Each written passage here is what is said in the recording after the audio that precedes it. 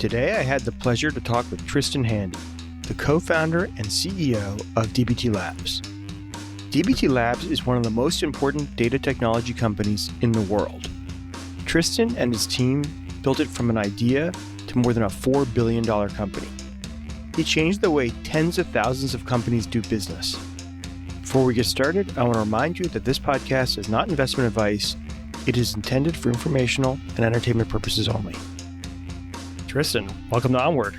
Thanks for having me. I thought we'd start with your founding story because not every listener is going to be familiar with you and DBT as I am. And I love that you're from the suburbs of Baltimore. I'm in DC. Oh, I didn't know that. Where do you live? I live downtown DC. I'm from DC. Yeah, I went to undergrad at College Park, so have wandered all over the city. The founding story of DBT is really that I was at a prior company called RJ Metrics. And I had been in data roles for something like 15 years at that point. And at RJ Metrics, it was the first time I had worked in the technology part of the data industry. Like I wasn't a practitioner, I was building the products. And RJ Metrics was a product that did BI, but it was formed pre-cloud, or at least pre-data in the cloud. So all of its understanding of the world was the ideas that BI tools were built with in a pre-cloud environment. And then all of a sudden, we have this hockey stick curve and everything's going great and up and to the right and raising a Series A, Series B. And then all of a sudden, the hockey stick curve literally just flattens out. We lose all of our steam very quickly. And it turns out that is happening because there are a bunch of cloud native startups that are building on top of a platform called Amazon Redshift. And Amazon Redshift is the first real cloud-based data warehouse. Now, you could talk about, there's other products that have maybe pushed the envelope since 2013. But Amazon Redshift was the first time you could swipe a credit card and get like a high-powered data warehouse in the cloud for, it was like $160 a month. And then a bunch of the ecosystem built on top of that. And all of a sudden, we just had a leaky boat. And it was clear that we were not going to optimize our way through this. And so launched another product there. And then I wanted to get out and back into the practitioner space because all of these tools were solving these decade-plus long problems that I had as a practitioner. And I saw a lot of people trying to use them, but doing it really poorly. And so I wanted to see if I could prove out some ideas that I had that maybe we'll talk about over the course of the episode. I just hung out a shingle, created a company called Tristan Analytics that was just a data consultancy that we helped Series A, B, C venture-funded startups implement cloud data. And that's the beginning of the journey. Just a couple of things. BI means business intelligence. So with DBT, did you actually invent the original DBT open source code? Was that you? Or is that something you've found and popularized? There are really three people that are involved in the very first lines of code in DBT. The product thinking around it, I think probably mostly came from me. The first DBT commit ever in the repo was by a gentleman named Chris Merrick, who is now a co-founder of a company called Omni, but he was the CTO of the company that we were at back then. And DBT was a little bit of a skunkworks project at the last company, RJ Metrics, that we were at. And then the third person is Drew Bannon, who became my co-founder. And he wrote, 95% plus of the lines of code in DBT for the first 6 months. We actually invested in Omni's recent. Oh, cool. One of my co-founders, friends with Chris, went to, I don't know if they went to college together, but so small world. He went to a little school called Princeton. My co-founder did not go to Princeton. So what I love about your story, so Fishtown's in Philadelphia. I've been there. Our company started in a similar ethos. Early to mid 2010s was like urban. There was this revival of cities. I feel like your company actually came out of that culture too. I don't know if that's true. I just sort of watching it from afar, went to your office, where your office is. I love that there's a shooting range across the street from your office. Have you been to the office before? Yeah. Oh, that's so great. So we got our first real office. We bounced around between a bunch of co-working spaces for the first, 3 years. And then we got real office space, enough space for like 25 people back in 2019 in a district in Philadelphia called Spring Arts, in 9th and Spring Garden. And it's in a building that was built in like 1911 or something like that by one of the Philadelphia railroads. I can't remember which of the big old railroads it was, but it's like one of the ones on the monopoly board. And over time, the office had become a little downtrodden. And by the end, there was a fire and people were having parties in there and whatever. And so I took one of my coworkers to tour the office, and we were walking through a bombed out shell of a building that had a lot of pretty explicit graffiti on the wall. It felt a little weird to sign a massive lease in a building that most of the art was currently phallic. And that's the kind of project that we used to fund and build. Growth in those neighborhoods was amazing. There's so much culture in the history of the building and the bones of it. I really love our office. Yeah.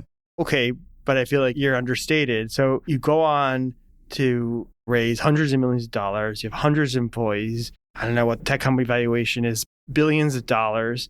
You got to be one of the most successful entrepreneurs in Philadelphia. It's like out of a movie. You're like this normal guy who figures out something and then really builds one of the most important companies in the data ecosystem. It's central. There's no real competitors. I think it's pretty wild. Thanks. I don't like saying nice things about myself, so I'm glad that you said a bunch of them so that I can disagree with you. There's a lot of surprise in the journey, which the story of the classic startup, I think, as everyone has cemented in their brains as like the social network and Facebook. And you set out to build a company that's worth $1 billion and then work your asses off until you get there. And maybe you die trying. That was very much not the story of Fishtown Analytics, now DBT Labs. I was really curious about a new set of technology. I wanted to roll up my sleeves and do the thing. And in the process, I really needed a particular tool. And I had a formed idea of the way that I wanted to build this tool, but I didn't anticipate monetizing it at all. And DBT grew up as a productivity tool for our consulting business. And it turned out that it made us a very good consulting business.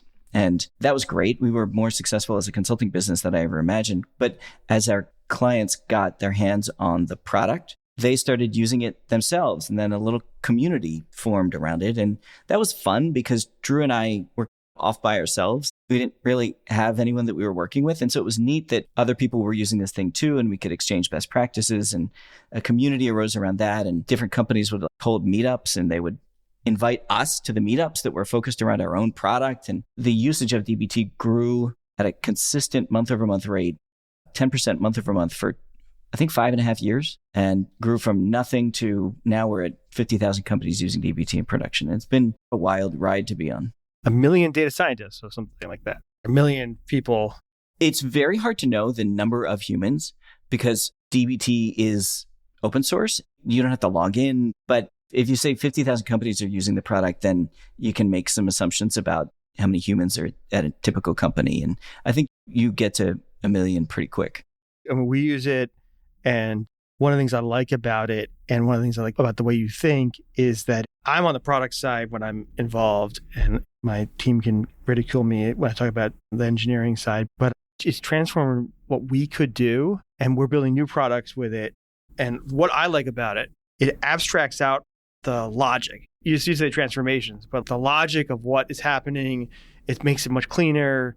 You can understand what someone else is doing. One of the things I like spending time thinking about the tech industry over the last decade plus. So much of successful tech products are the right abstractions. Even in a way, AI is able to see the right abstractions, the right patterns from this, what seems like a simple prediction algorithm. You said they invented this product, but then there's others. You had some other instincts about the practices that needed to be followed, which I thought was really clean. So I'll just say it and you can expand on it or disagree again. But you said that data analysts should adopt similar practices and tools as software developers. I don't know if you'd say it differently now. No, the fundamental belief that I had when I watched data move to the cloud on a broad basis for the first time was that most people are used to using data in their jobs if they're some kind of knowledge worker. But the way that those people have used data historically has not been aligned around the idea that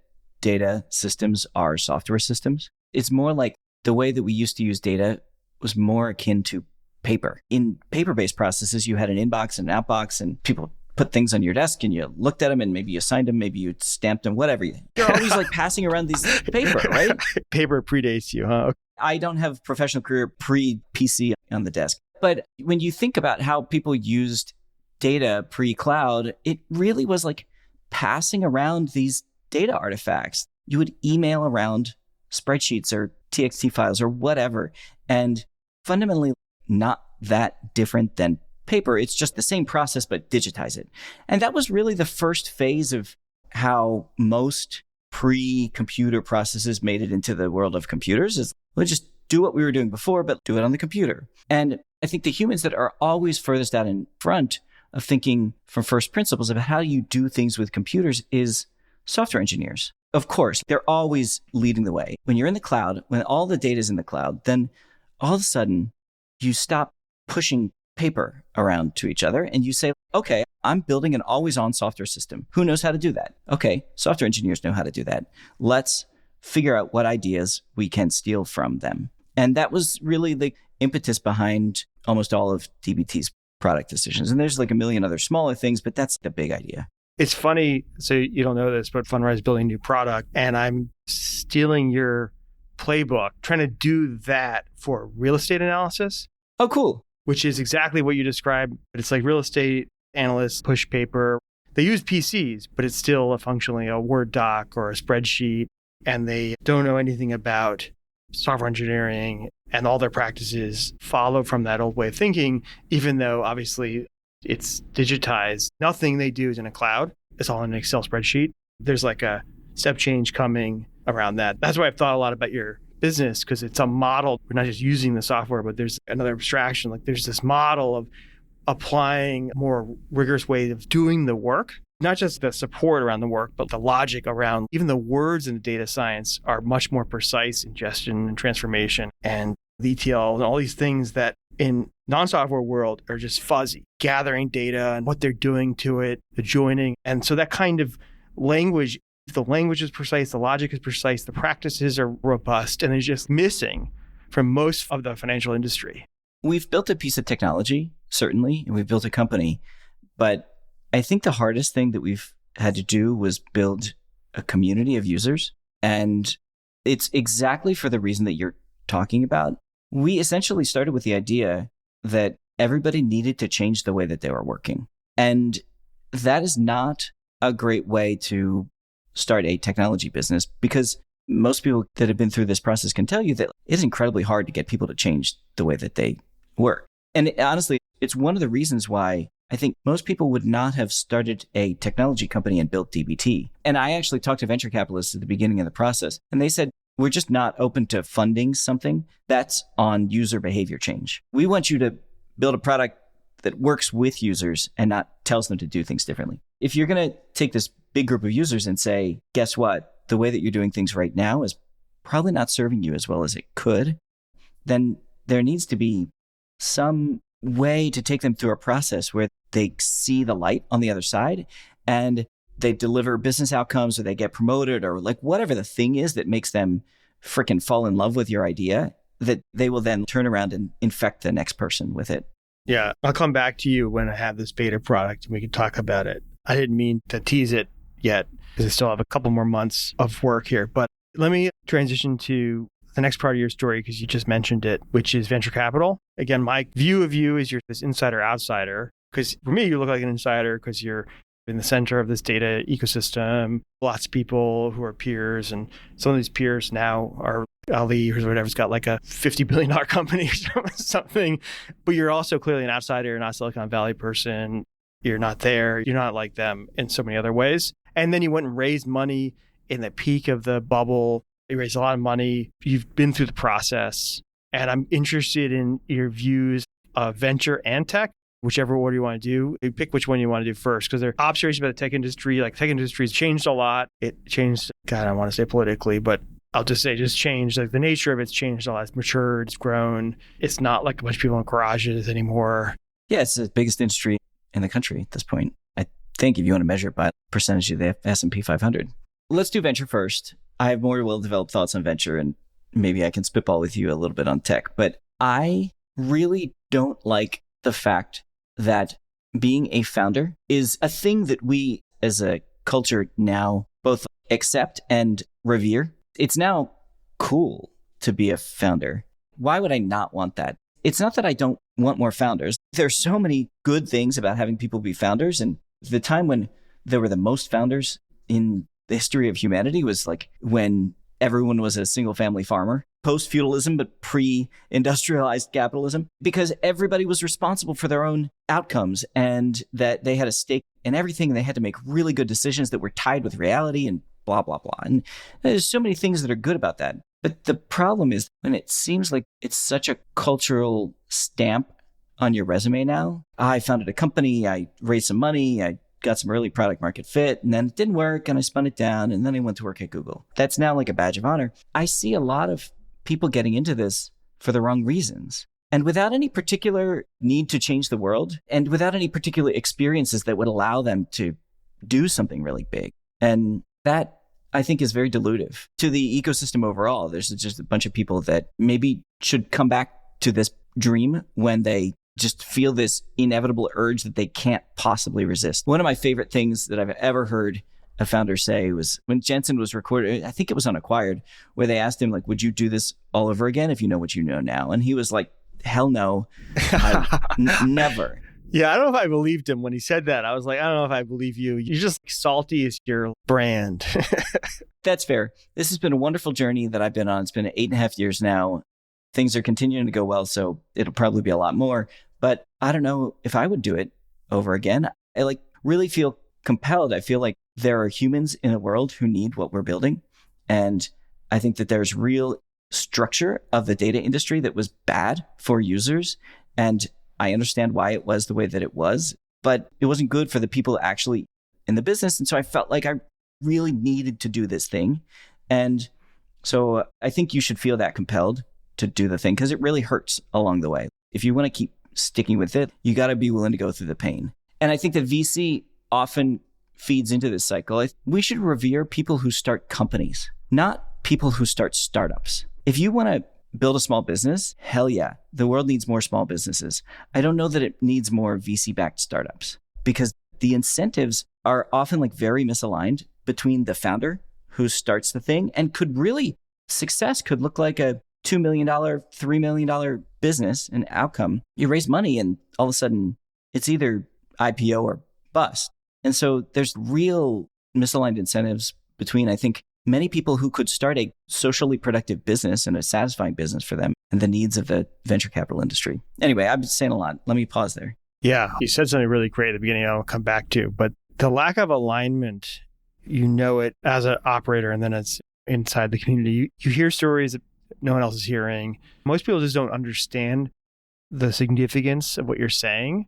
And then you said it's IPO or bust, which is a crazy concept. There's 1,000, 2,000 unicorns now, all worth more than $1 billion. None of them are going public. Maybe like 10 of them will go public or something, maybe 20, but like most won't. So you said two things that I think it's hard for people to appreciate how significant the meaning of that would be. Can you expand on this sort of lack of alignment? Like, what does that mean in practice?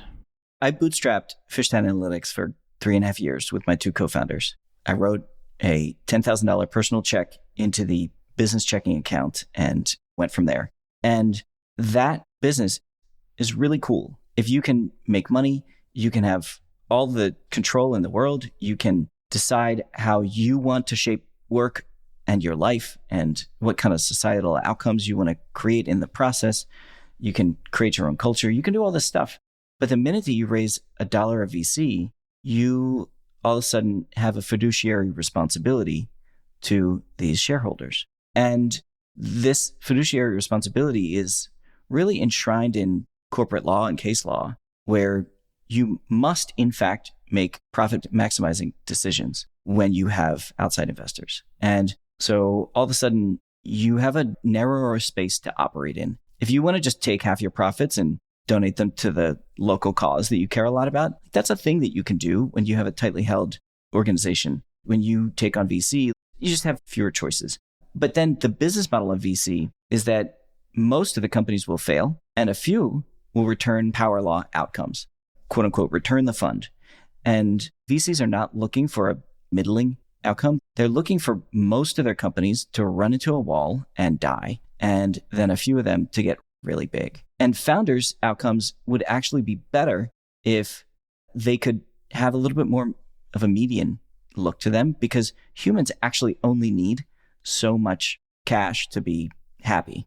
Yeah. Just to add some of my experience to that. It took me a long time to figure this out. Before I raised venture, I would go around talking to venture funds and I'd say, okay, let me just ask you a question. Okay, real estate market is blowing and going. What should I do? And they'd be like, you should do more spending, more go. And I was like, the real estate market's collapsing. It's the opposite. What should I do? You should do more. You should go. But it's because their model is a few things that go. They want that to go to the most extreme possible. And so they're just always looking for extreme outcomes and advising to that goal. And my experience is that actually most extreme outcomes don't come from extreme behavior. They come from a lot of luck. There's a lot of serendipity, a lot of unintuitive things happen. It's really hard to create extreme outcomes. I think Airbnb, they're unintuitive. They surprise. I think ChatGPT, when November 22, was sort of a shock. And their only tool of a financier is money. So they use tools to drive extreme outcomes. I've heard you say this, but you need a lot of time to get extreme outcomes. Like it's some things that are strange and then you pile into it. But if you're hot money, you don't have time. The 3.5 years that we bootstrapped, DBT and its community were getting off the ground. And those 3.5 years were just so invaluable because we had other problems and we were able to let it do its thing. And that organic nature of growth, not outbound emails or AdWords or all of these different marketing channels, you get a different outcome when you slowly refine the product to have such intense product market fit that people just love the thing and you're not trying to shove it into their hands. So yeah, I think that the most valuable resource you have is in the founding days of a company is time. And you should be very mindful of how you use it and you should not give it away. And VC is one way to give it away because you'll be on a clock.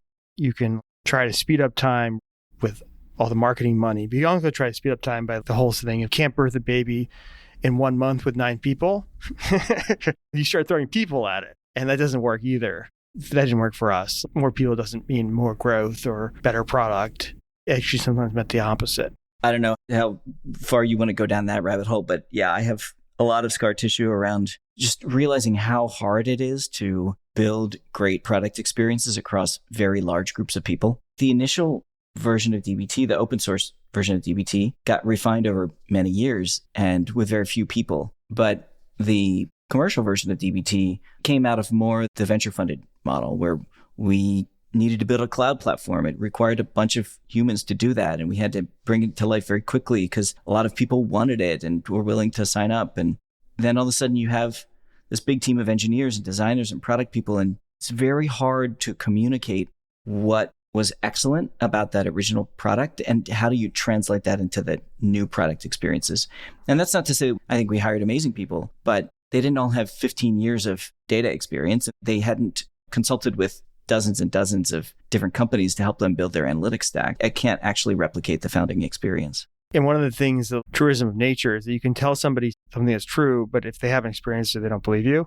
It's like you're building this mental model in your head, and it's a very thin lesson if somebody just tells you that something's true. But if you have experienced it yourself, you build this really dense mental model. Why is it true? And when is it true? And when is it not true? And all of this other stuff.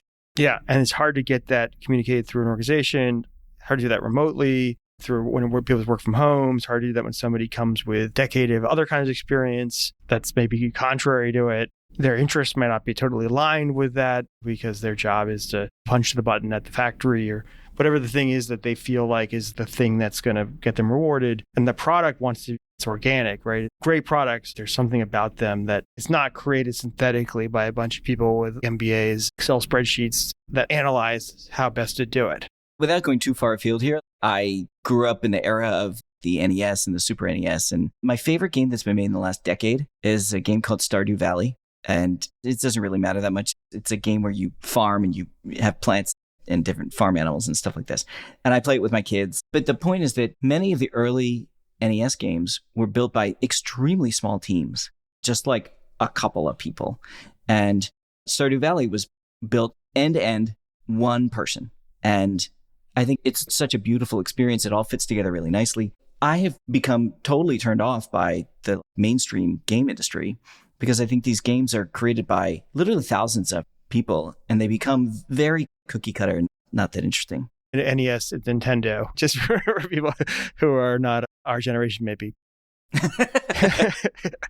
But it's a challenge also because you're a little bigger than us. We're 250 people and you're, I think, 350 or 400 or maybe more now. We just crossed 500. Blown and grown, but it's hard to have scale and that product development. It's just like scale wants routinization and wants what you said, like factory driven processes. I think that we are extremely lucky that now that we've been at this for a little while, we have some pretty long tenured folks who have been through many of the iterations and learned alongside of the founding team. And my two co-founders are still at the business, still building product. So we have a bigger and bigger group of people who really get it. And I think that the only way to scale your ability to create great products is you have to figure out how to retain a bunch of people who are the brains behind it all. Because certainly not every single person is going to have been through all of that, but you need to grow that core group. You're singing to the choir because our core founding team, we've been together now it's 2012. So what's that?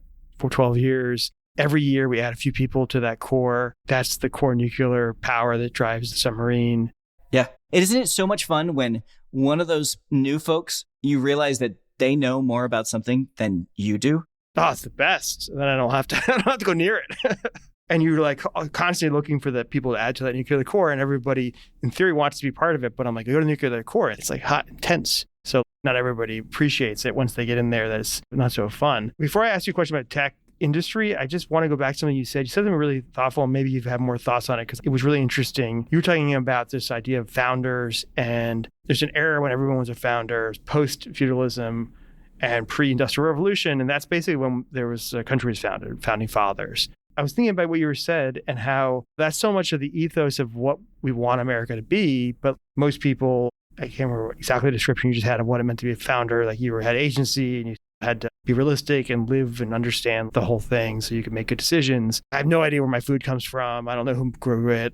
The society's so far from that at the moment. But our country still has this ethos of this is what we want to be. I want to be this world of pre-industrial revolution founders. Okay, this is stuff that I have not actually said out loud to a lot of humans. It's just thoughts that you generate when you are reading.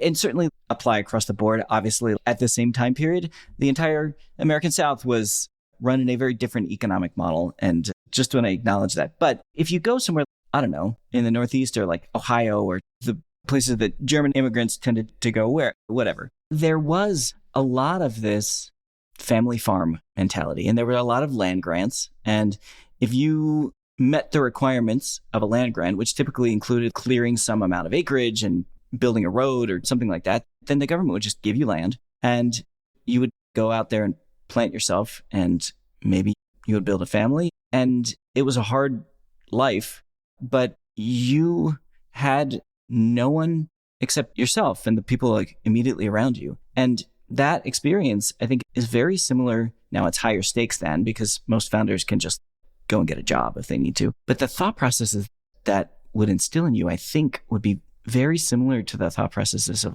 an early stage bootstrapping founder. And I have sometimes, having been through that experience, it is sometimes hard to truly understand the brain of somebody who hasn't been through that, because I think this extreme self-reliance just makes your brain work a little bit differently. And I find myself this fierce advocate of finding ways in your life, whatever they are, to express that extreme self-reliance. So I am really into backpacking. You go out in the middle of the wilderness, it's just you. I'm really into sailing. You sail out into the ocean, it's just you. All of these ways where you can figure out how to express complete control over your own environment. Let me go back to Earth for a minute. I feel like I'm interested in talking that. Sorry, you took us there. I just followed your lead. I know I'm interested in it. Let me just go back to the data for a second, because I feel like a year ago or 6 months ago, everyone was talking about data. Data is oil.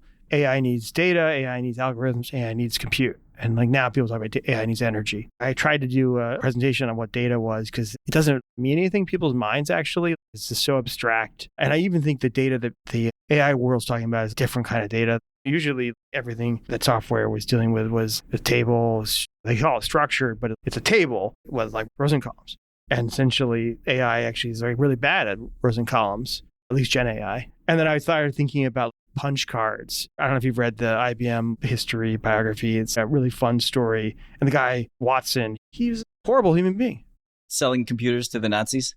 No, not just that. That's just his whole life story. Just this crazy egomaniac. The selling, that's actually canard, like kind of not exactly true. He had a subsidiary in Germany that had technology way before, and then they went off on their own and sold it. But he actually, such an egomaniac, the Nazis actually offered to give him this award. He went there and was awarded Order of the Eagle in Berlin by like Goebbels or Hitler or something. And he thought he was going to make world peace with them. He was going to be the one to go and settle this all out in 1938. That's how big an ego it was. He thought he would be the one, like no one else could do it but him. And then he was just obviously looked really bad a short time later. But anyways, the point is that punch cards are electromechanical technology. Then you end up with mainframes and PCs and cloud. And so what we mean by data, the medium and the content, what we think of content changes. No one thought of television as content in 1750. Right? They only thought of it as like written word. Like the actual definition of information evolves with the technology. And I was thinking just about how much you saw it evolve with cloud and modern data stack, and then how much it's likely to evolve again and affect your business and affect everything. In a way, data is just like all knowledge. To think of data as knowledge and then to recognize how significant a way to appreciate what you're doing and what's happening in the sector. AI is able to understand knowledge in ways that we never saw computers understand it. I'm so glad that you use the word knowledge. I think that there are too many people that build enterprise technology by saying, here are the types of technologies that are out there. And maybe you look at a Gartner Magic Quadrant or whatever, some like existing definition of a market. And that typically maps to a line of spend somewhere in someone's budget. And you say, I know how to build that thing better than the last person who built it X number of years ago. And that's the like build a better mousetrap. But I think that the more interesting way to build technology is to, from the ground up, understand what problems somebody has and completely and totally ignore what the current constructs are in the space. Just say, what's the best way of solving that problem? And in data, we have been obsessed for a long time, especially in the enterprise space, with all of these very dusty terms. Things like master data management and data transformation and data governance and all of these things where you're just like, I don't exactly know what that means. It's not English. It's just industry speak where you've read enough Gartner reports and you're just like, now I understand what you're saying. But it all comes back to knowledge. And the way that we frame the mission of DBT Labs is to enable data practitioners to create and disseminate knowledge. And that's it. And all of DBT's product surface area is oriented around either creating or disseminating that knowledge. But knowledge has to be linked together to other parts of knowledge, which is the DBT DAG, and it has to be easily accessible to many people, which is DBT Explorer and blah, blah, blah. But you have to start from the perspective of what we're really doing here is creating and disseminating knowledge. And you were talking about how forms of knowledge that we can address in computers have changed. And yes, historically, most knowledge that computers have dealt with has been in rows and columns. You would not imagine an Excel spreadsheet where there was only one column and every row in that column was a picture. That's just not what we use spreadsheets for. But all of a sudden, a tremendous amount of data that is being addressed by AI-driven systems is kind of in that format. It's actually a bunch of image files in an S3 bucket somewhere, or it's a bunch of wave files in an S3 bucket somewhere. And yes, we have to use different modalities of compute to address that, but we need all of this to come together to really understand the flows of knowledge inside of any given organization. Well, opposite of knowledge is noise. There's no signal. There's no meaning inside it, right? It's just zeros and ones or static. How do you go from noise to knowledge is you have to have the relationships among the components have to somehow stitch together and mean something. So whether the letters form a word or the pixels form an image, and trying to figure out how you take unstructured data and put meaning on top of it. In a way, that's what DBT does for structured data. And so I've been curious how you're thinking about that, because we're building an AI product, as I mentioned. And I started with actually structured data because I can understand it. And then mostly what the industry, real estate, financial industry is, that's the engine or the gasoline of the industry. I don't have a logical abstraction for the non-structured data yet. There's no DBT for that. There are products that will allow you to do DBT type things for unstructured data, but unstructured data has so many different formats. I'm thinking about a product, I think it's called unstructured.io or something like that. I don't know that it would let you address arbitrary forms of unstructured data. Anyway, we are not really doing anything in the unstructured space today. And that is partially because the transformations that happen inside of a transformer, like a large language model, are in some ways replacing for unstructured data the transformations that you might do for structured data in DBT. It's a really interesting thing to try to figure out what is going on inside of a transformer. And oftentimes, if you have a image classifier that's saying, is this a cat or not? You can actually map individual neurons to, this group of neurons is trying to identify a whisker or an eyebrow or a cat mouth. Kind of evolve those ability to identify those parts of a cat. And if there's enough of them, then they say, I think it's a cat. Maybe you don't actually need a DBT type thing in that space as much. I don't know. That may or may not be true. But one of the things that is currently being talked about in our space, is it possible to train a large language model to get business intelligence out of structured data without doing all the work that people currently do to try to figure out the answers to these questions? And currently the answer is absolutely no. AI cannot replicate human analysts, but I don't know how long that will persist. I heard on your podcast the guy who put events streaming through a transformer. And I was like, I went and read about it. I was trying to figure out, could I put other kinds of data into a transformer and would it be good at recognizing the patterns of meaning? But you have to train on an output, right? A good outcome. Feels like you'd almost need a transformer of transformers in a way. It would be super weird to try to train from your data set via human feedback a revenue classifier. Was this your revenue last month or not? I don't know that the concept maps super well to structured data. Yeah, you need the first generation AI to get to a place where it can start to do things. I'm sure you're going to start adding features. Our bet is that if we build the platform correctly, you can take all the discrete tasks that humans are doing and figure out how to get AI to do those discrete tasks one by one with human oversight. And not that you just completely rip up all of the scaffolding that we've built to make current data pipelines. You use it and you have AI, for example, transform these 3 data sets into this other data set and write the SQL to do that, and then write the tests to do that, and then write the metrics on top of that, and have a human check it at every step of the way. Make it more efficient, but not assume that there's going to be some magic behind the curtain.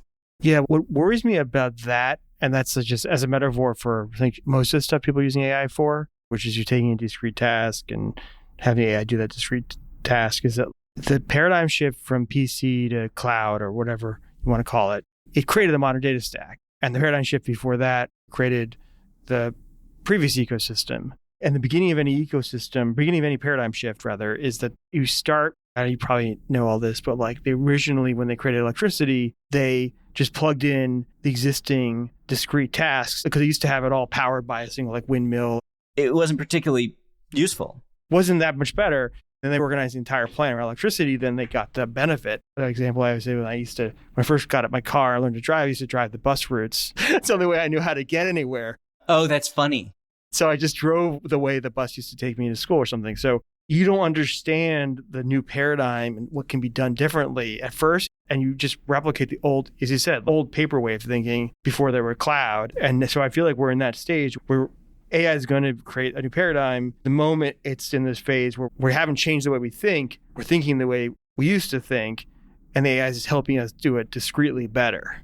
Yeah, you're totally right. I don't want to make an argument that that's a long-term position that we should stay in or that the market should stay in. But we stayed in that version of data for, 20 years. And so these intermediate periods can be long and productive. And the question is, what is the underlying technology ready for? So I was just talking to a CEO of a publicly traded software company, and they were sharing how they're offsetting a lot of support ticket volume to AI. Their ticket volume is growing, but they're able to increase the percentage that they're moving to AI such that their support team is flat and they expect it to continue to stay flat for a little while. And that really improves their margin. And what they were saying was that AI is turning out to be like pretty good at that use case right now. Okay, great. That's saying that AI for a language-based task and a discrete task that has a very clear body of knowledge it has to operate from, like the documentation of a software product, it can do it. But we're just not yet at the place where it's completely and totally changing entire complex areas of knowledge work. We're just not quite there. So our fund, we have a fund, we invested in DBT, but we also invested in OpenAI, Databricks, Anthropic. I feel really confident that the next couple generations are going to be a lot better. GPT-5, GPT-5.01 or 02, whatever. I don't know. Do investors get to know how soon the next model is coming? No. If I look at our fund strategy, we had invest in AI, invest in picks and shovels. And picks and shovels are a lot of these inputs like DBT and Databricks. We're a user. We use all these products, building products with Databricks and DBT and OpenAI and Omni. We adopted Omni for our BI. We shifted from Tableau. It just seems like a really good bet that the hockey puck's going to be there. The maximal view of 5 years from now or 7 years from now, I think that's impossible to guess on it.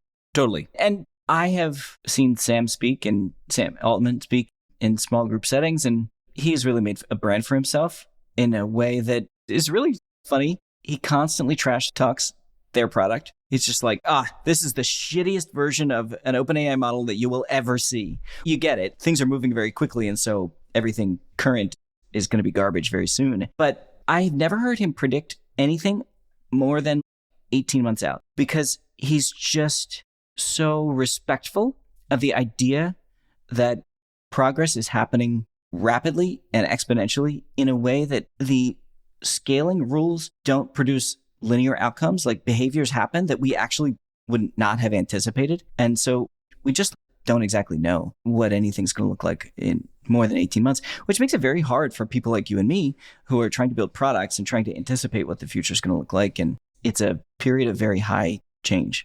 Yeah. And I think that the tech industry is probably most exposed to it. At the end of the day, the less technological your business is, like probably the less it's going to impact you. And the more knowledge driven, the more software driven, I think is like the more for service areas for AI. It's not going to be building buildings anytime soon for my business. I bet you Purdue is still going to make chickens. Yeah. And for us, 18 months, it takes 18 months to build anything, really to build it good. So the cycle time, the fact that NVIDIA and OpenAI are operating on this some large magnitude faster than normal hasn't yet affected the economy or my business yet, but you can see it coming. Totally. There's this weird intervening period where one of two things will be true. One is the entire world will change and we'll rebuild so many things that we think we know today. The other one is that we will have spent way too much CapEx on GPUs and it'll be like dark fiber in 2001. Where it doesn't get used for a decade until we find productive uses for it. I have a presentation. I onboard all team members and I have these operating principles. And one of my operating principles is about how most change happens non-linearly. Everybody experiences the world, time is linear, experience everything incrementally, but everything big changes non-linearly. But every time we project the future, we always project a linear future because it's going to be more or less the same over the next 10 minutes. And if you think about a memory between an hour ago and 5 hours ago, and I always say my examples are always like the pandemic. We went through the pandemic. It was a total nonlinear break. For me, 9/11, right? 9/10, 9/11. I get obsessed with nonlinear breaks because they're just so much more significant. Building a business, our business, we've had probably 4 or 5 nonlinear breakthroughs in the business and then just 10x our business. Everything else was great. It's growing whatever, 50% a year or something. But then you have a nonlinear break and it 10x's it. And then you're just like, it's hard for me to care about the normal stuff because usually the nonlinear stuff blows up the code. You have to throw the code out. You have to retrain your customers. You have to do all these things that are painful. I'm watching AI. The idea that it's like not going to be a nonlinear break to me just defies every single thing I've experienced as a founder. They actually happen way more frequently than people believe. I shorted the market February 2020 because people couldn't believe there'd be a pandemic. It's just too hard to imagine. It's just too hard to imagine AI. I don't think we forecast it well. I could not agree more. If you live in Philadelphia, you've probably heard that Ben Franklin left whatever money he had left at the end of his life to some charity. he lifts out this money and he invested it somewhere. And you think, gosh, this compounded for 200 years and this must be so much money now. And the answer was no, it turned into $20 million, which is a lot. But you would think if one of the founding fathers of the country, who was wealthy, he was a wealthy guy back then, was growing at like 2 or 3% a year. I guess the nonlinearity matters, but also it just requires a big effect to generate big numbers. It was very striking to me when you said you're growing at 50% year over year. And it's almost hard to care about that. What you really need is these 10Xs. And I think sometimes it's really just very hard for folks who haven't started a company before to understand just how big of a change they need to make in the world for any of it to register on a scale that is useful. You can just put in a lot of work, and without multiple orders of magnitude of improvement, you won't actually get anywhere that's going to be better than just going to work for another job. It almost sounds crazy when I say 50% is not good enough, but I have a slide when I say it, and we had 28 investors a month. At the end of a year, we had 75 investors a month. It's 50% growth. It was great. And then we did this nonlinear break and we got 1,000 a month. And so you need both the incremental day-to-day process, the mundane, and then you also need the nonlinear. Anyways, we wound now past an hour. I'm enjoying the conversation. I definitely have a couple of things I have to go offline to talk about. So I'm interested in following up a couple of questions. I'll tell you at least one story I have from investing in some of these companies. But anyways, it's been awesome, Tristan. I really appreciate it. Yeah, thank you. This has been a lot of fun. You run a very interesting podcast. We went all over the place. And before we even got on, just so that listeners realize this, you were talking about a book by Thucydides. I don't know what your reading list includes, but it is broad and I'm jealous. Thanks again. It was great. Onward. You've been listening to Onward, the Fundrise podcast featuring Tristan Handy, the co-founder and CEO of DBT Labs. My name is Ben Miller, CEO of Fundrise. We invite you again to please send your comments and questions to onward@fundrise.com. And if you like what you've heard, rate and review us on Apple Podcasts. And be sure to follow us wherever you listen to podcasts. For more information on Fundrise sponsored investment products, including relevant legal disclaimers, check out our show notes. Thanks so much for joining me.